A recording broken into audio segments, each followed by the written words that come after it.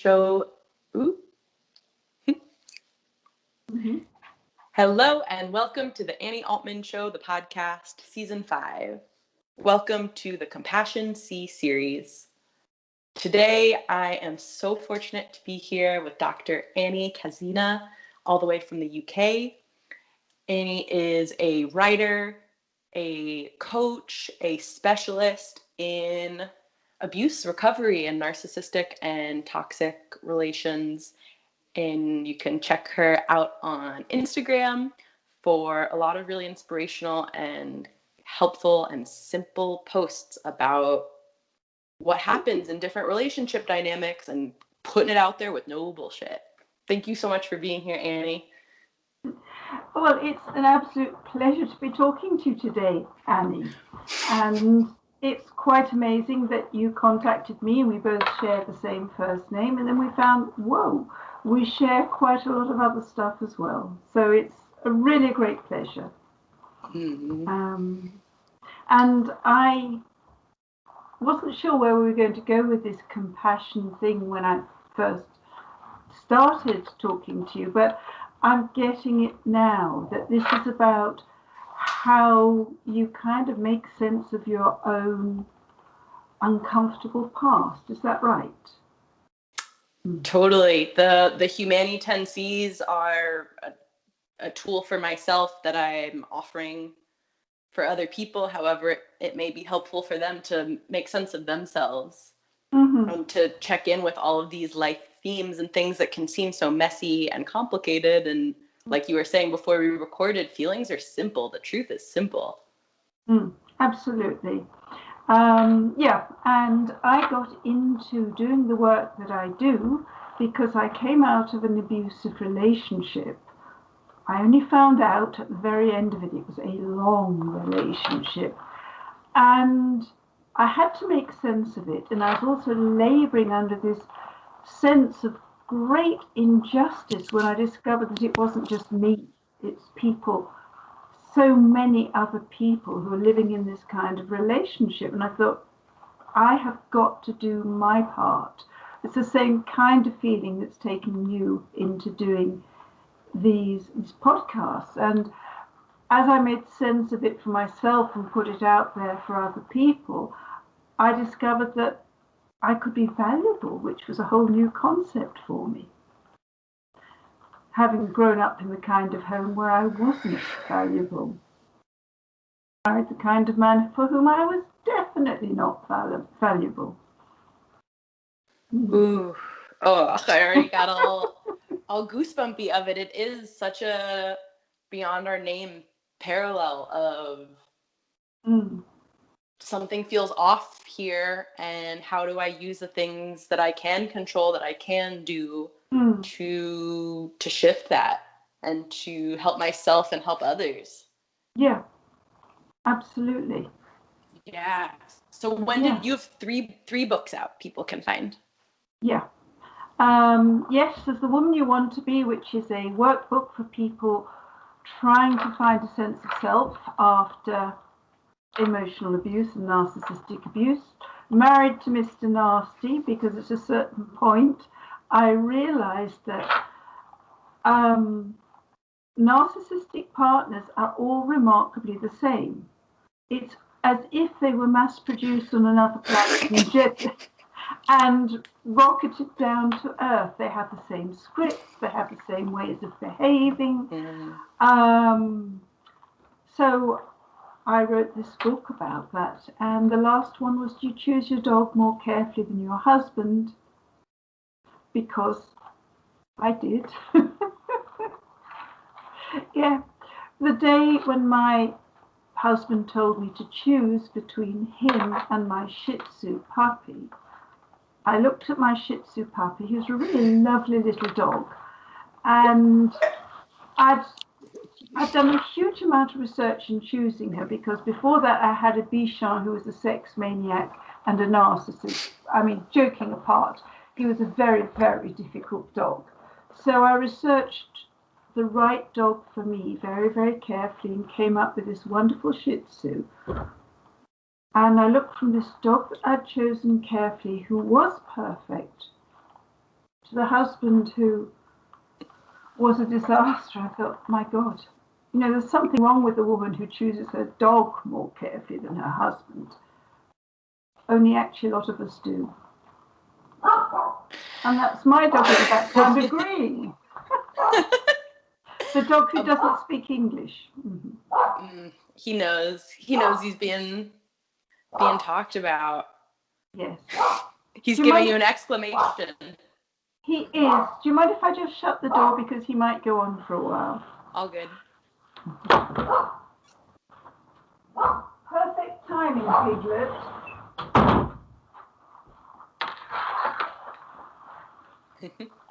That dog is a true class act. This is a different dog than the Shih Tzu you were just talking about, right? Yes, that's right. That Shih Tzu was a very wise and protective and supportive dog. This Shih Tzu is very zen. Sometimes I get, his seal of approval. Sometimes he just looks at me and says, "You're grown up, sort yourself out." Oh, dogs are wonderful. I always joke that humans have opposable thumbs and dogs know how to love unconditionally. So they certainly do. A lot to learn about compassion from dogs. Yes, possibly not from my dog. Yes. I'd love for you, so the thing you said about manufactured and how behavior can become so patterned and so clear, so simple, once again, of literal textbook things that so many people have heard from different people, which are all, to me, essentially different iterations of telling someone that they're not valid, that their experience isn't valid, that their perspective isn't valid. And it is like a script, not like it is a script of things that get said and certain actions that get done, that when you're in it, in my experience, can be really hard to have that sort of objective and simple and calm perspective on. Because you're like, but I need to fix it, but I need to know, but well, why did that happen? Rather than being like, oh, here's the behavior, here's the pattern, here's the script this person's following. What do I want to do? Well, I think we never stand a chance because this happens in the context of someone who we love and who we expect to love us, because the relationship is set up that way. It's either a family member or a partner, and well, if you choose a partner, you kind of expect that they love you because you love them. And with family, everybody knows that family love family, and then you get all of this stuff and you are under huge personal attack. So you can't sit back and go, that's the script. You only learn that later when the pain takes you into learning and awareness. You try to work with the family that you have, do you not? I was gonna say I personally do not.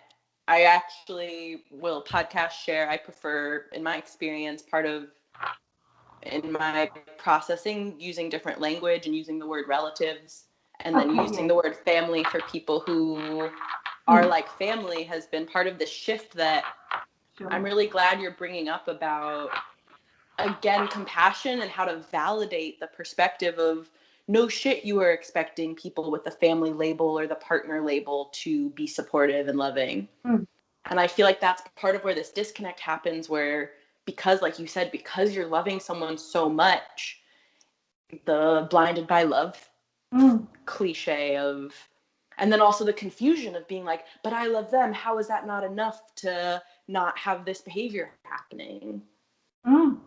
Absolutely. You just can't get them. I think two things happen mainly when you grow up in a fairly toxic home, which is either that you go into the patterns of the abusive people, and then you grow up as a tremendous degree of cynicism about life, or else you grow up and you think it's just having enough love. You've just got to do it, and then you are in a totally different register, and you can't get it. And those of us who grow up with sort of, it's just about loving more. It's like we're standing there defenseless all the time, and all the hostile things that they say just land. Yeah? Yeah, the love going, it's almost like toxic positivity in a sort of toxic loving way, in a sense, which I've never used that phrase of oh, but I just have to keep loving more. I need to be more loving, and it can only come from this very warm, loving place, rather than the part of love that says fuck you, fuck off. Yeah. Well, we were never allowed to do that. I mean, if you grow up in a toxic home, you are told that, I was told that family is everything.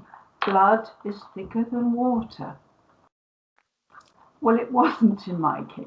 It absolutely was not. No, and those things can be classic scripts too of don't share family secrets. Don't say this thing that happened. Hey, just deal with this behavior and act like it's okay and you're okay with it, and don't tell anyone about it. Yep. And also, nobody else will ever care about you as much as your family. And you think, Jesus.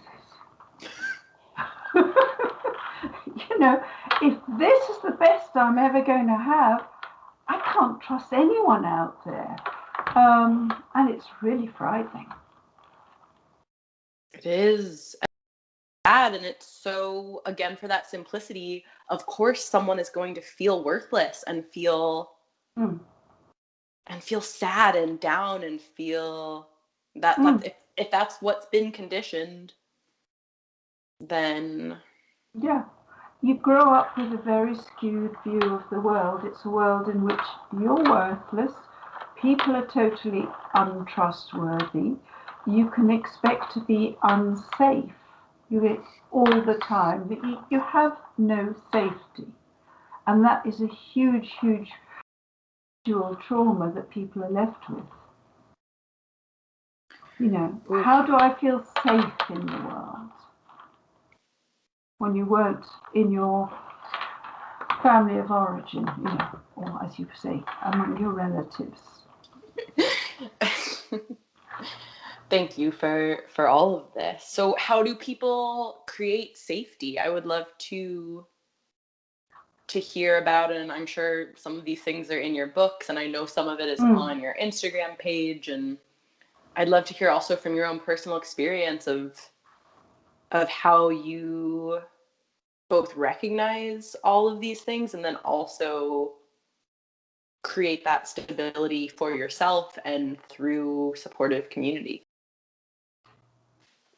Just a small question. No big deal, right? I was just ready to think, so how do you heal from abuse? Yes. Why don't you put the timer on and give me 90 seconds, or see if we can do it to the TikTok in 15. Or something. So I think there are lots of component parts to it. I think it's really important, first off, that you start learning about what you've been through. Initially, we all think, oh, it was just me, and it was because there's something wrong with me.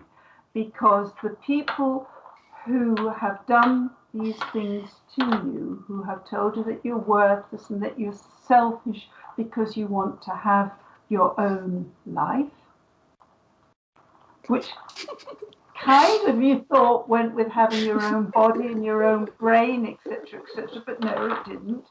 But, you know, the people who told you all these things, and one of my mother's favourites was, she used to say to me, your friends must love you, and the subtext was, I certainly don't. Yeah. Ick. So much ick. Yes. So when you've grown up with that, it's really important to start reading and learning to understand that, first of all, this has not just happened to you, and therefore it's not because of something uniquely wrong with you.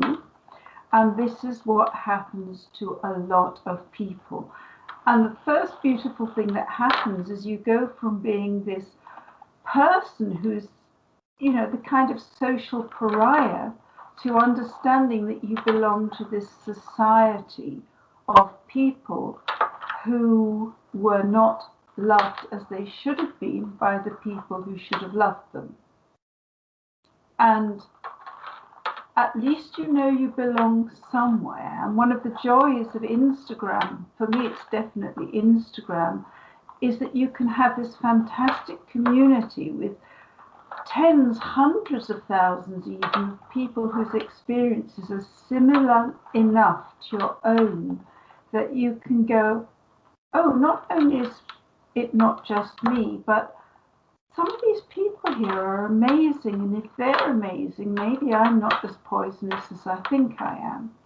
So knowledge is really helpful in starting to understand and see yourself. And then you have a whole job of work to do for yourself. And a big part of that is learning self-compassion. And it seems to me that self-compassion has only been a buzzword in the last few years. But the fact is, here you are, and you have not had much love in your life.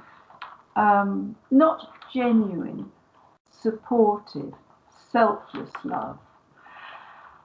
And therefore you have a really horrible soundtrack going round in your own head. I hear this all the time from clients, it's actually me, I'm a horrible person. No, you're not a horrible person. You're a person who's been told that you're a horrible person for this reason, that reason, the other reason. And you have to understand that you are actually a very wounded person. Well, maybe I am, but surely it doesn't matter. It doesn't make me any better. Whoa. Self-compassion is about honoring your own wounds and starting to support and soothe yourself. A lot of us grew up without the capacity to self-soothe because we were never particularly soothed. Yeah? Yes. So then it's all of the other now internet-y and psychology buzzwords of self-parenting and reparenting and all of that inner child work that is cliche and true for reasons. How do you give to that part that didn't get something? And I find that is remarkably successful. But as far as I see it, the inner child is not just this sad little part of you. The inner child is actually the feisty, funny, super wise part that's been shut down. And that's the inner child that I want to see really coming out. And my own belief is that unless you've got your playful inner child really participating in your life, you're losing out. One of the things I hate about the concept of adults is that they were meant to be grown up, and grown-ups have less fun and they play less, and they laugh less. How is that good? How is that good for anyone? Why don't we go on being playful? Why don't we go on being joyful? Why don't we have the vitality of a child? We may not have the energy as time goes on, but why don't we have that joy that a child has? So I'm very much about incorporating that into the adult, bringing much more play into life. I'm so glad you brought that up because it can be such a bleak and gloomy sort of, oh, you gotta love your wounded inner child. And there's this other piece that is celebrating that inner child that is feisty and that wants to play and make things. And Absolutely. Yeah. Oh, I've had some incredible conversations with clients' inner children, because the adult gets really, really heavy, sort of, oh, this isn't working out, this person, it's not doing well, and then you sort of say, and what would your inner child say? And they go, oh, my inner child will tell them to fuck off. Well, precisely, your inner child is absolutely on the ball. The inner child will say, I've got much better things to do than put up with that. I could be playing, I could be watching television, it would be better than that. So I think that the inner child is hugely important, a hugely important resource. I was working with one lady who came from a culture where family is all important, and her husband's family totally oppressed her. She had to go to family functions, which were remarkably frequent. She knew she was regarded as inferior, and she'd kind of sit there and be really frightened and and intimidated by them. And we worked out what her inner child wanted to do. And her inner child wanted to stand on the sidelines and pull faces at them. And we worked through that scenario of the inner child standing on the sidelines going, I hate you. And it was really empowering for her. She, the adult, didn't do that, but nevertheless, sort of having connected with her inner child, she felt a lot less intimidated and a lot more able to show up as herself and be playful and just think, you don't frighten me. So, all good stuff. And that distinction too of how to honor and validate that perspective, and also how to say, okay, well, what does me as the adult want to do in this situation? And how those coexist. Yeah, and they coexist beautifully. I think the adult gains so much from reconnecting with the feisty inner child. And the feisty inner child, and the inner child generally, is so validated by having an adult say, hey, I really value what you bring to the transaction. So I believe in really happy, lively, out there inner children. I don't deny pain or anything, but it's bringing the fun and the self-affirmation. And yeah, so we've drifted away from compassion quite a lot. But I don't know if we have. I don't hear us using that word. And to me, this really feels like, I appreciate you bringing it to the sea. And also how I see it is that is still what we're talking about, of how to have compassion for all of our different inner parts and all of, because it is that fun part that isn't receiving compassion in abusive situations, that then of course will spiral and say, well, I'm not allowed to exist, I'm not valid. Absolutely. Oh my gosh, human nature isn't supposed to be happy and enjoyable, and oh my gosh, how could I be happy and enjoy myself, and all of those things, which to me, that is the compassion practice, is being like, hold on, you are allowed to be happy. Human nature is mostly joyful, and yes, suffering will be there, little Annie, and also if it's more than half of your life, no, definitely not. Yeah, absolutely. And what I heard in the point you made was just that actually it is that fabulous little kid who was shot down all the time, and essentially you learn, no, we don't want you playful, we don't want you vocal, we don't want you present, we want some little cipher, some little invisible child who just turns out and looks right and doesn't say a word. And, if you're not happy, well, whatever, because, you fit into the little box that we've got for you.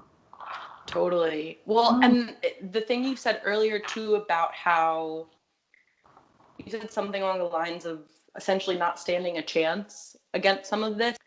I feel like that's related to this stuff with both the inner child's psychological work and also the very real, literal child experience where a child doesn't stand a chance against an adult in terms of any of this awareness. And we're back to the part of course, a human baby is looking for love from their family unit. And how to have compassion with that validity, in my experience, I know has been to go from knowing that in my head to knowing that in my body has been a process. Yeah, because I think what happens is that a lot of the connections between head and heart are severed along the way. So you can sit there and wise Annie says, oh yes, people need love. We know that. They need to be validated. And then heart goes, yeah, but it's probably different for me. Yeah? Yeah. Oh. Yeah. And all of these things too I feel back again to how we have both in our process these things, which is saying, okay, well, maybe if I make something for someone else, or if I have that as part of it, I can also use that as a way to practice validating myself and having compassion for that part of me that is talking to myself so differently than I'm talking to someone else. And would tell them, of course, they deserve that. But no, not me. Why would I? No. But I'm only as good as much the care that I can give to other people, kind of thing. Yeah, so some of that, in my experience, again, has been a lot of like looking at this whole circular dynamic where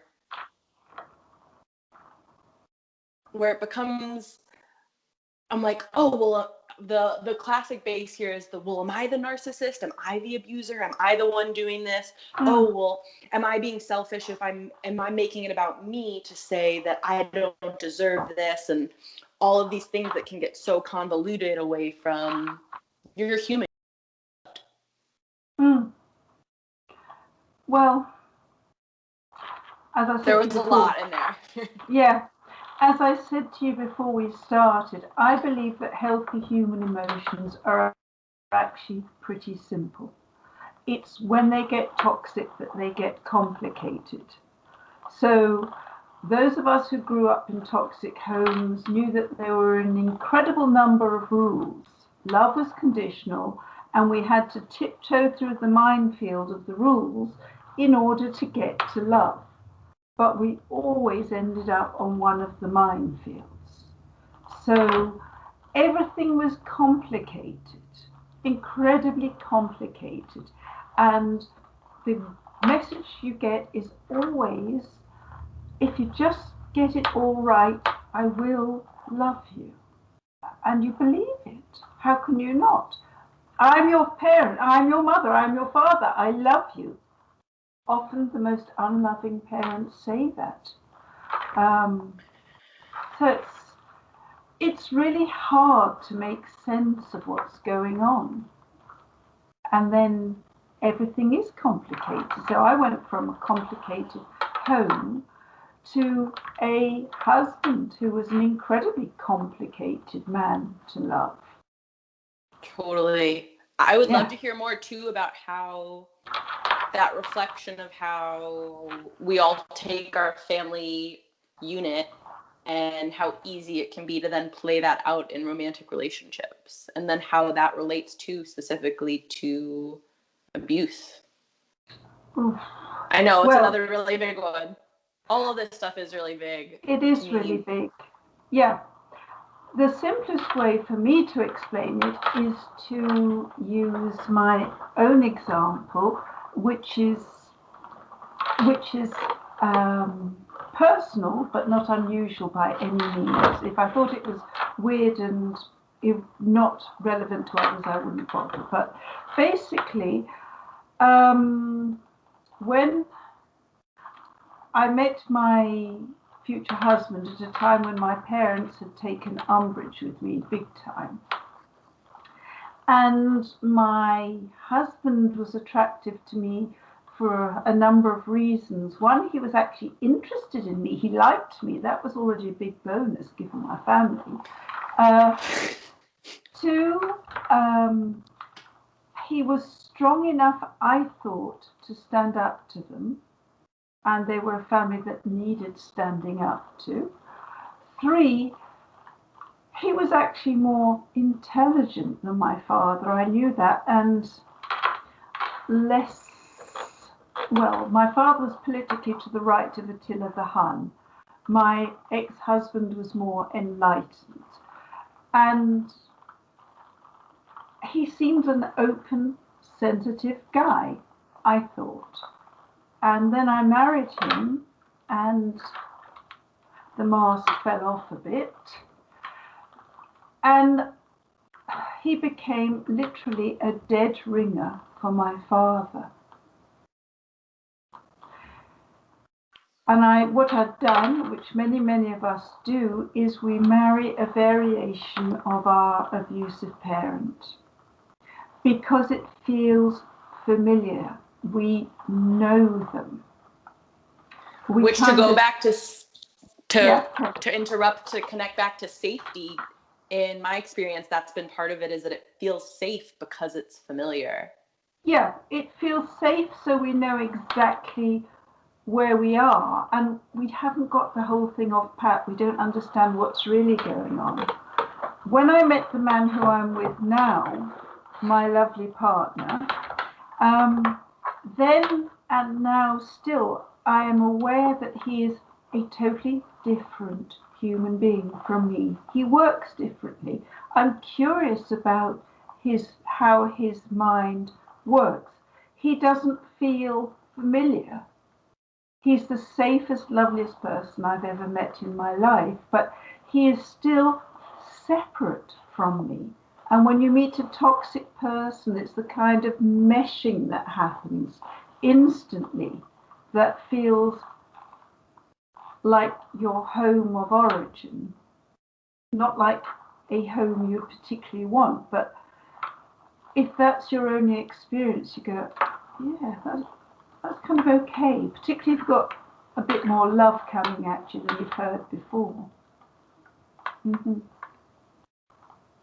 Yeah, that part you brought up of the first thing of receiving attention, and that also in the textbook of how these relationships and all of these experiences can play out of, and I've done the same thing of confusing attention for love.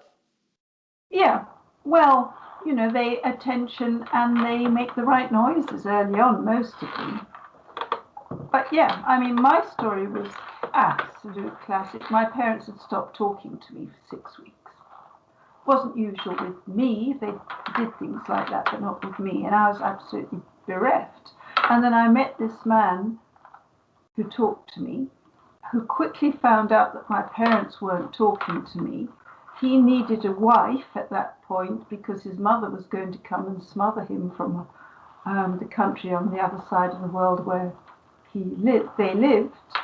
And he realized that I was a very vulnerable person, and he went for it. I was a classic accident waiting to happen. I didn't know. But, here was someone who loved me when I'd been just abandoned by my family. It was irresistible.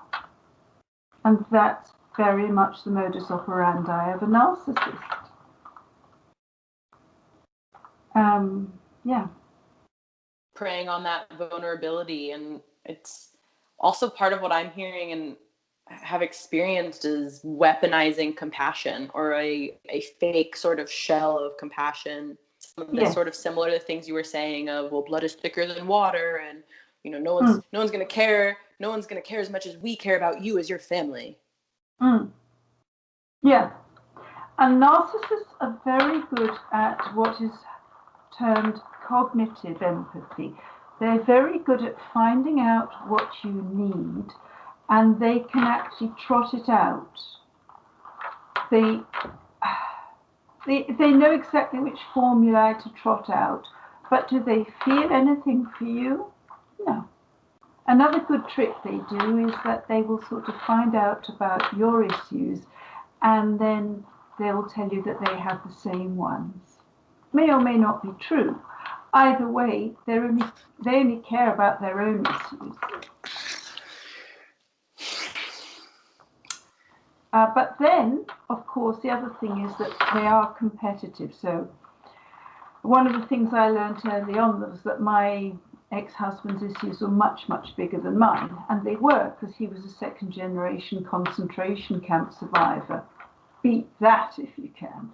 But it meant that we always had this competitive, he always had this competitive thing. My needs, my suffering is so much greater than yours.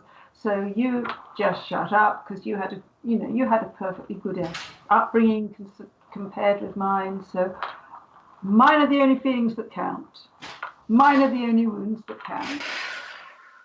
Which for compassion and validation is, again, textbook giving zero compassion and zero validation to your experience. This isn't a suffering Olympics. This isn't that doesn't invalidate someone else's suffering. And also to hear you say, like, cool, dude, if it is a competition, you win.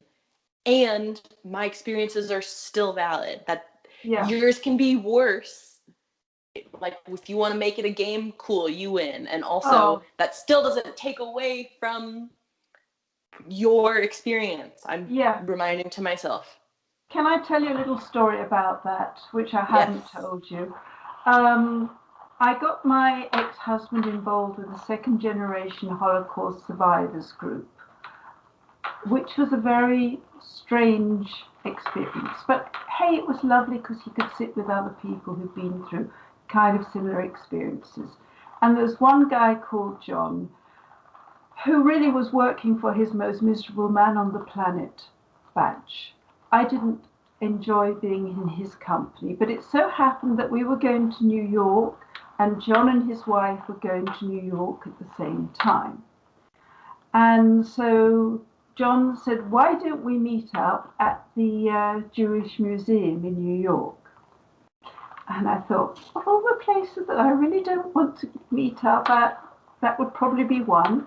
But we met up there. My daughter was there as well. She was 9. I thought, how is this good for her? Hey, so we sat there, and John and my then husband started trading their miseries and their therapies and this, that, and the other. And it reached the point where John said that he had been attending a therapy group for second-generation people, and that it wasn't possible. They were just too competitive with each other. In your camp, in my camp, we only have... Anyway, so he joined a normal therapy group of normal people having normal therapy for normal experiences. And I sort of wearily, I wished I was somewhere else, wearily said to him, John, how can someone like you, who's been through what you've been through, sit with people whose experiences are so minor by comparison? And he looked at me and he said, Annie, everybody suffers incredibly deeply with the experiences that they've had. And I just thought, thank you, John. Everybody's experiences are equally valid. I got all goosebumpy again. Yeah. Yeah, I have with the definition of compassion of sitting with suffering. I feel like that is, John is literally nail on the head of it to say everyone suffers, period. Yeah, but I think coming from someone like that, John, it has much more validity than if someone who didn't have that degree of suffering said it. I think the other thing about compassion, because I was looking into that today, is a desire to help, and help in a way that is constructive.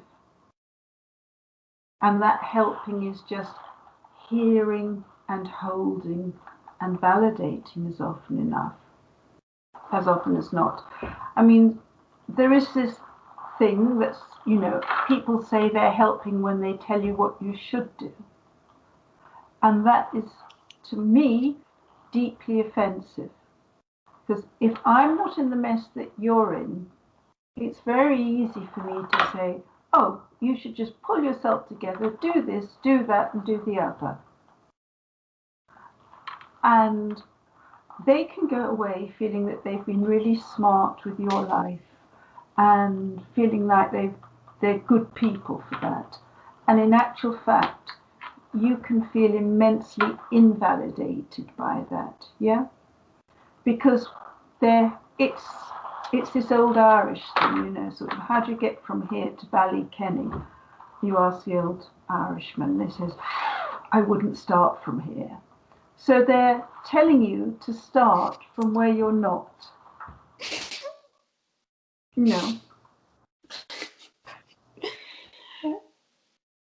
Does that make sense? It does. It does. And with the validation theme here, that bypasses any sort of validation of the spot someone's currently in, and of the part, like you're saying too, of you don't really know the spot. Even if someone tells you exactly the spot they're in, you're not them. You don't know their experience, how it feels in their body. Well, I regard it as my job to get as much information as I can, to understand as much as I can. And by being as close to that spot as you can be, it actually enables someone to reconsider and think, where's the movement here? But they are the people who can make the movement. You can't. Totally.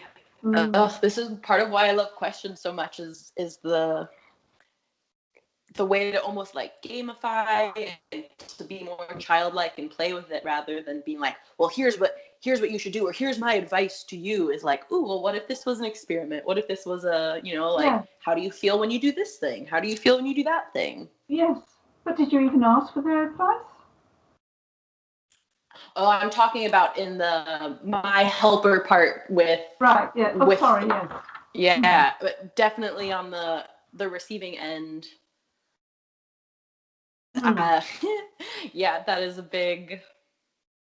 another big trope of unsolicited advice, essentially. Although where this is leading me down, or part of this is sort of like the helper and helpless complex circle game. A lot of, and again, I know it's a trope of, well, what if I'm the narcissist? What if I'm the person being abusive? What if I'm the one who is...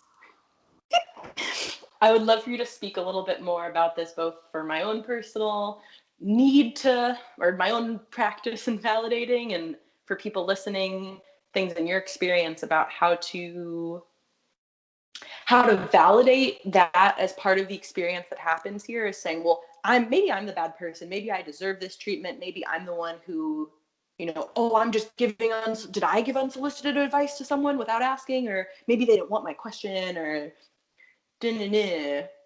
how do you come back to the simplicity here? I know, another really big question. Well, first off, I think the person who worries about whether they're the narcissist and feels a certain amount of anxiety about it is not the narcissist, because the narcissist is sitting there going, you hurt me, you're a bad person, I'm a good person, I know I'm a good person. I've done vile things to you, but it's only because you hurt me, because you're the narcissist. So if you're in anguish about being the narcissist, you're not the narcissist. And as for being a bad person, I think you've really got to think about that. The kind of people who go around saying that someone else is a bad person are the kind of people who've got something to prove. I mean, how often do you go around saying so and so is a really bad person? It's very, very unusual. So usually this is somebody else's projection. And the issue that you have is not that you're a bad person, but how do you actually feel that you're a worthwhile person? That's the issue. You know, how do you manage to maintain a sense of self when people are being abusive towards you? And then, of course, behind that is, how do you know when someone is being abusive towards you? And the simplest way is that if you have done something wrong, a healthy person will say to you, this is wrong. A toxic person will say to you, you did this wrong because you're a vile person, you never get it right, you always mess up.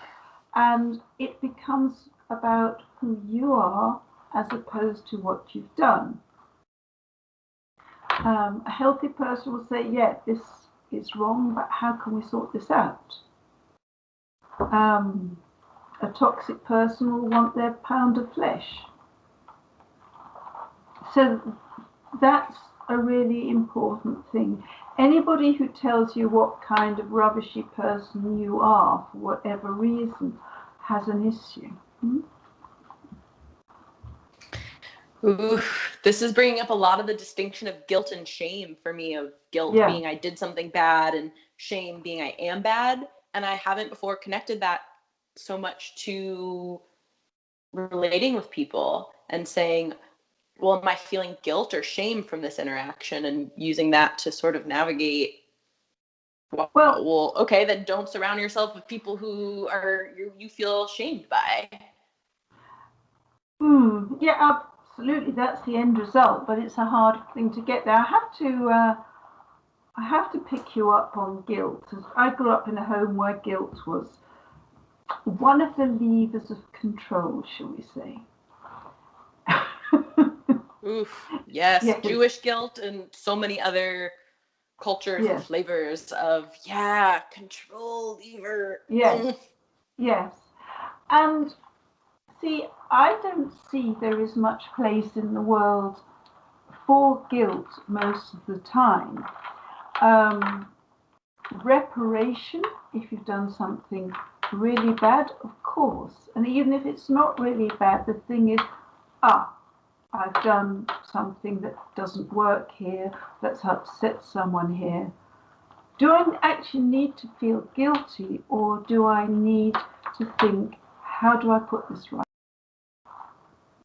How do I put this right is much more constructive than guilt. What do we need the guilt for?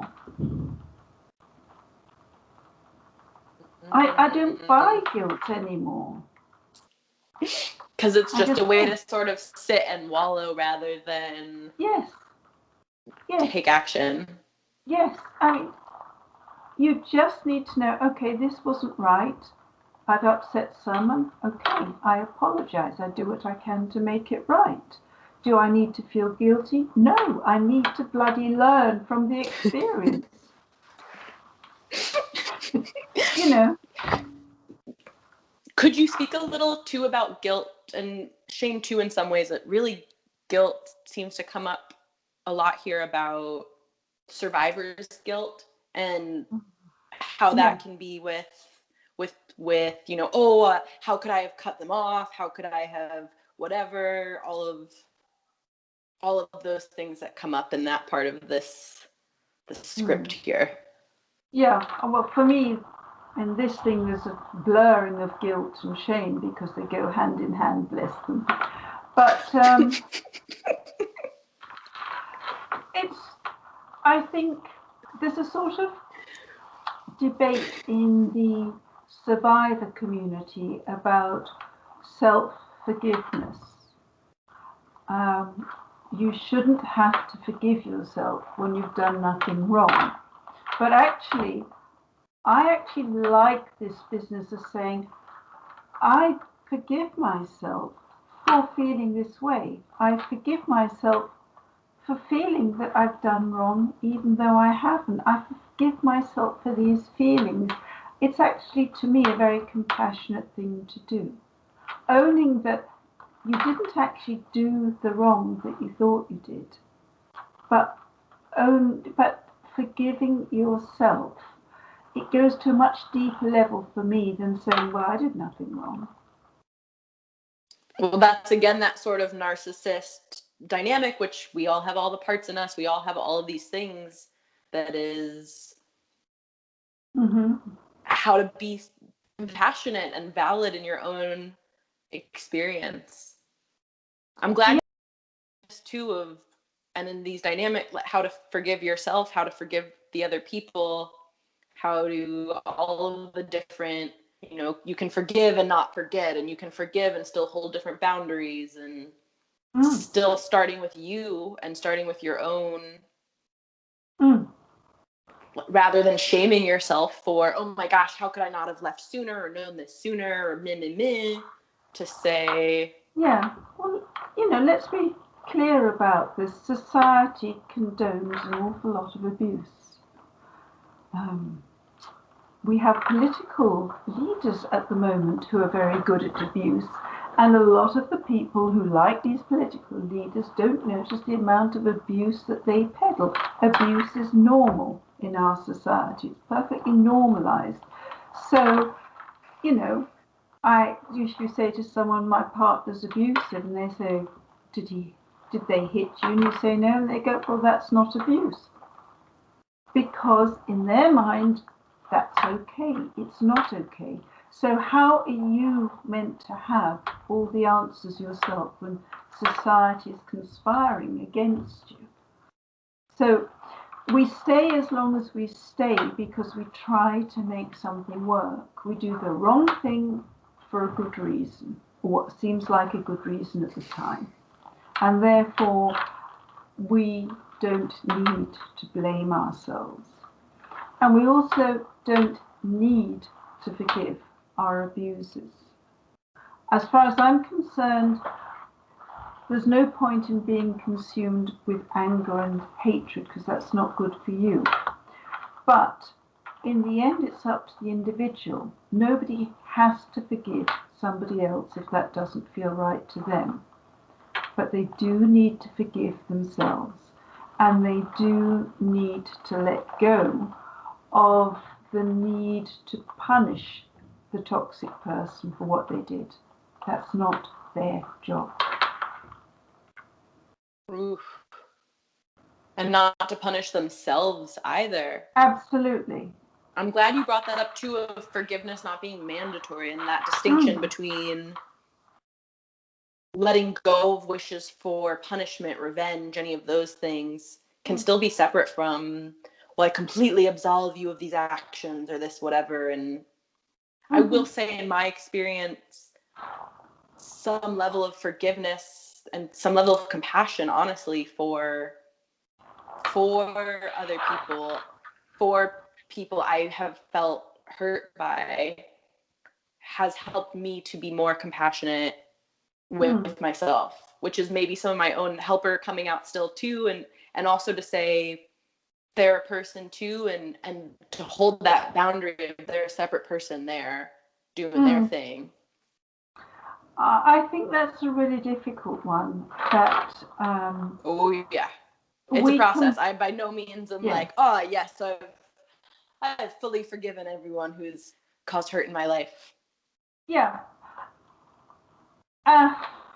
You don't have to forgive them, and sometimes people are in a rush to forgive because they think that that is the key that will open their prison, and it may not be, it may be,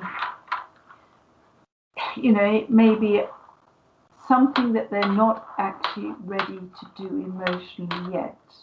Which then it wouldn't really be forgiveness or compassion. I love you saying the rushing to it. And it's almost, again, I'm just hearing all of these tropes, all of these cliche things of we are in a society, we are in a culture of humans that has normalized abuse. We are in a culture of humans that have said only physical abuse is abuse and have totally given no validation to emotional abuse, financial abuse, all sorts of other flavors of it. And we have normalized victim blaming and shaming to say, well, what were you doing to provoke that? Well, why didn't you just leave? Why didn't you? All of those stories. So I'm really glad to hear you and to know you're out there being like, hold on, hey. Yeah. And also, I have to say that my experience is often that these people who say, well, you should just leave, are precisely the people who are living in a similar situation in denial, in total denial. I've heard that so many times from clients that, they tell me this friend or that one says, oh, you should have just, and then I say, and how is their marriage? Oh, it's terrible.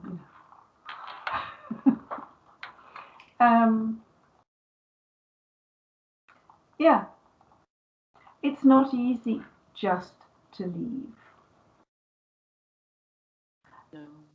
Or just to validate, or just to, magically wave a wand and say, I validate my own experiences as a human. I talk to myself how I talk to others. Done. Yeah, absolutely. And people get it. They get the idea. This is what I should be doing. And then I listen to them and pick them up on their internal dialogue and say, telling yourself that you're broken, that it will never be better for you, that your life is over. This is not a very friendly way to talk to yourself. You wouldn't talk to anybody else that way, would you? And they go, oh, maybe not, but I just thought it was true of me. No, you just don't give yourself the same love and credit that you'd give another person. And sometimes it can be really useful to just say what you say to yourself out loud. The amount of rubbish that we come out with inside our own heads is unbelievable. If you actually say it out loud or write it down, there's a point at which you go, really? It just adds a touch of reality. One of my favorite... sorry. Go ahead. You go. One of my favorite beliefs is that we all have an idiot brain. I work with a lot of very, very bright people, very high achievers, very bright, very creative, keep me on my toes intellectually. And yet they still can come out, they can still behave in the most idiotic ways, as can I. I'm not saying I'm any better, because there is a level at which our big brains do nothing for us, and there's this little hungry part of us that goes, yeah, but I've just got to keep trying, I've just got to overlook this, I've just got to stay, I've just got to ignore that terrible thing that person did to me. It's going to be all right. This person can still go back to being the person that I first met, or the person who they promised they'd be one day in 1924 or whatever. And that is idiot brain, And there's my favorite belief. Inside the toxic narcissist, there's a really wonderful person just trying to get out. Come on. Inside the toxic person, there's an even nastier person just struggling to get out. That's more like the truth. Oof. That is a really challenging truth for me to sit with and accept. And to kind of go back to the part of forgiveness has been a big part of my process with that too, of validating my belief that does say somewhere at everyone's core they are a good person because they were at one point a baby that didn't talk and wasn't able to physically hurt anyone or emotionally or financially or any of the things. And also still to say that person is responsible for their behavior. It's, I guess, to go back to that thing you were saying of, you know, how to have the yes and between not going around being like, they're a narcissist, they're a terrible person, and also how to have the validation to say, this was narcissistic abuse. This was an abusive dynamic. This behavior is not okay with me. I refuse to be treated this way. And how to have those coexist at the same time. Again, like the going from head to heart. My heart, and maybe it's some of my inner stupid brain, and maybe it's also my bigger brain, and maybe a little bit of each of them to say, all humans are human. People are all people. Everyone wants love. Everyone has the same limbic digestive system here. And hurt people and are perpetuating these cycles. You're like, no, these people are trash. Fuck that. I do feel very strongly like, fuck that behavior. And also then I'm going to hold a very firm boundary with those people. I guess all of this is going around to say, I feel badly saying they're bad, because then it feels like I'm the one shaming them when... You're the one owning, well, you are only ever going to be the one owning your truth. I take exception to the judgment that hurt people, because there are a lot of hurt people who go around trying to help people. Hurtful people hurt people. And as for human beings being bad, is anyone... Yeah? That just blew my mind. That was... hurtful people hurt people is a... Wow. Yeah, because for my people, the people who are hurt and doing their best, it pisses me off when they're included in this hurt people. These people go the extra mile to do really well by their kids when they never had parents who had cared about them. So I get annoyed with that personally. As regards human nature, good and bad and so on. Thank you for sharing that too. Yeah. Oh, pleasure. You know, I wonder about people being bad, because if you think about someone like Hitler, did he have any good in him? As far as I'm concerned, no, absolutely not. My personal position. In terms of my own family, just to share a story that tells you my evolution. My family broke down. My family of origin broke down completely when I was in my 20s. My brothers made it clear to me that if there's going to be a choice to be made, they were on the side of my parents and they would just push me under the bus, which wasn't a lot of fun. And went through my 20s and my 30s, and then I sort of forgave them. I said, well, you know, family, pathetic, whatever, and gave them another chance. And much later, when I thought all of this was old history, there was an incredible family confrontation in which they quite viciously threw me under the bus again. It was an action replay of before. And at that point, I decided, no, you're not all bad people. You know, there are parts of you that are okay, but as far as you're concerned, as far as I'm concerned, you're no people. I do not want you in my life. I will not have that in my life. You know, they're not axe murderers. They're employees. Their own family find them quite nice people. But as far as I'm concerned, there is a degree of toxicity about them that I don't want to know. So I'm not judging them a waste of space in human terms. I choose to say that in my terms, they are bad for my health and I have nothing to do with them. They're not in the big league of bad people. They're not up there with dictators and genocidal maniacs. It's a huge difference. But they're people who will do harm to me if they can, because that's just how they're made. That's just how the family dynamic works.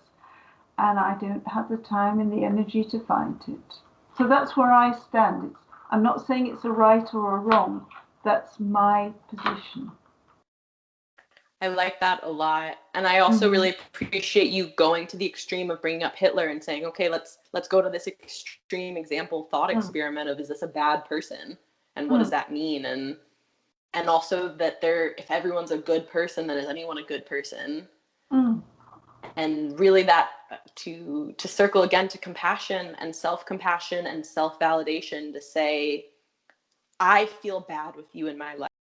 And that is my truth. And so I'm going to make decisions accordingly. Period. Yeah. This isn't a debate of like whether or not they're a good person. This is how do I feel. Yeah. Which then, to go back to the beginning, if you've been abused, often you're taught, in my experience, that I feel statements aren't safe, that they're not going to be listened to, that they're going to result in harm. Yeah. Yeah, we are justified in removing from our lives people who will continue to be harmful to us, whether they want to do it deliberately or whether it's just the way they operate with us. And in terms of my own brothers, I decided I couldn't be bothered to deconstruct it. It was just ridiculous. You only have so much time and energy, and also with that validation of like almost like you can't do other people's work, healing, all of their things for them. Yeah. Well, I accept that their life works in a way that is adequate for them. It's not a life that I would ever have wanted for myself. Does that? Oh, go ahead. No, I was just wondering whether that resonated with you. That resonates with me hugely. I was going to ask about, because to me, I feel like that's giving words to the kind of forgiveness I have found, and the kind of forgiveness that feels compassionate and valid to me, to say, I respect you as your own human over there, and that this life is working for you and you're doing your stuff. And I'm respecting myself enough to say that I want no part of it. Yeah. And that being a flavor of forgiveness too, and not a like, I absolve you of these things, as much as saying, who am I to absolve them anyways? Precisely, yes. I mean, if I said that to my brothers, they would laugh in my face. They absolutely would. But who are we to absolve other people? All I think the best we can do is say, this is not my life to punish them. This is not my life to think about it. This is something I've been through. What can I learn and use from this? How can I grow from this? How can I do better by people in my life? Which to me is the compassion of it. And that validation too of, that's another big mind blowing. I'm going to be sitting with that one for a while, of all of this pressure, all of this, oh, well, if you forgive and you accept, and who am I? Why would I take that on? And also, I'm not the person who can, that person is existing in their own humaning. Like a lot of this I'm hearing too is how much it becomes boundaries getting blurred, and all of this sort of enmeshments of, okay, well, I'm here existing, like you were saying too, that you've been learning in a healthy partnership of still having that separation of two separate humans. Yeah, we are two separate people. I mean, we're very, very close, but he's a different human being to me. And he's fascinating. He works differently in every way, and it's just fascinating. You know, I still think, who is this? You know, not who is this person, but gosh, this person is different and separate, and yet we come together. Yeah, and sort of my own theory about how it works is that sort of it's like we're like circles, and we overlap to a degree at any one time, but we're not one circle superimposed on another. Sometimes there's a lot of overlap, sometimes there's less overlap. And however it works is good. But you know, you have to have your own separate self. And my family of origin was meant to be one great big intergenerational gloop. Yeah. That then becomes like the crabs in a bucket metaphor of, yes, well, stay in the goop. How dare you go out and do the stuff that makes you happy and be your own person, or exist in a relationship where you can connect with someone because you are separate enough circles, rather than how do you even connect if you're in the same overlapped circle. Yes. You know, hello, would you like to marry my entire family? Maybe not. No, I think it's really important actually to understand the separateness of other people generally. You are not the same. We always need to accept the differences of other people and respect them, rather than think, because you're like me, I know you and I can tell you how you behave and what you want.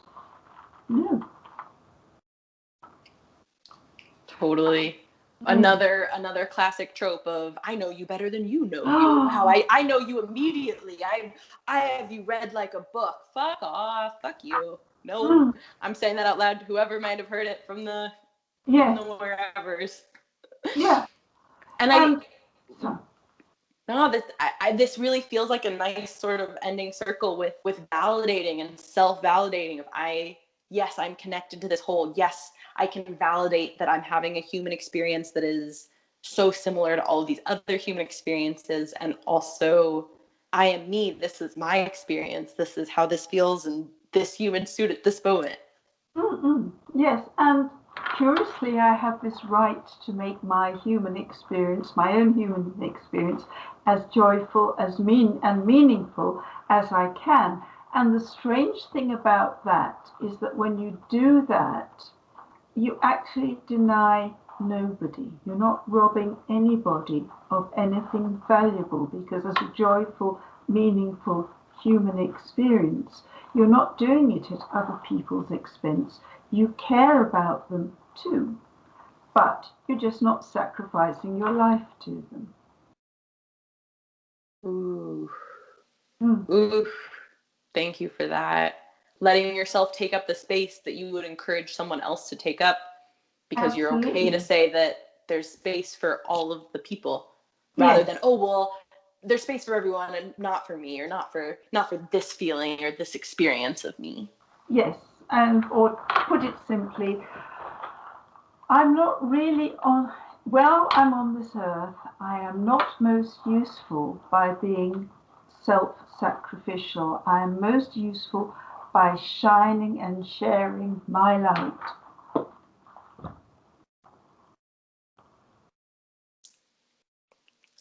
Oh, thank you. I'm going to let the podcast end on that note, because that is ideal. I thought you might like that.